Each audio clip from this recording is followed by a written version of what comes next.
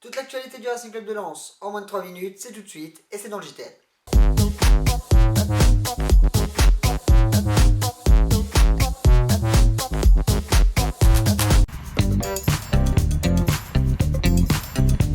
Selon les médias azéris, dont la crédibilité ces derniers temps laisse à désirer, Antoine Kombouaré serait proche d'une démission. Le coach Sanyor aurait en effet du mal à accepter les problèmes financiers du RCL et estimerait qu'il n'aurait pas une équipe assez compétitive pour jouer la 10e place. On vous en parlait hier dans le JTL, Hervé Renard, le nouveau sélectionneur de la Côte d'Ivoire, a officialisé son intention de shipper Jean-Philippe Gbamin à l'équipe de France. Le joueur est présélectionné pour les matchs qualificatifs à la Coupe d'Afrique des Nations 2015 contre la Sierra Leone et le Cameroun. Reste à savoir quelle sera la décision du défenseur lensois. Sans contrat depuis son départ du Racing cet été, Pierre Ducasse s'entraîne actuellement avec les Girondins de Bordeaux, son club formateur, avant de trouver un nouveau point de chute.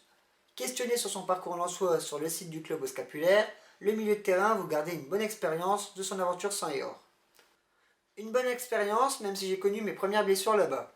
Ce n'était pas évident à gérer, mais j'ai connu de très bons moments avec une montée en Ligue 1. Le public était chaleureux et les infrastructures étaient très bonnes. C'est assez étonnant pour être signalé, l'AS Monaco est le nouveau leader du championnat des tribunes à l'issue de la seconde journée de Ligue 1. Lens, qui jouait son premier match à domicile à la Licorne, n'est que 10e avec 9 points. Les aficionados lensois ont recueilli 7 points face à Guingamp, 4 pour l'ambiance et 3 pour la fidélité.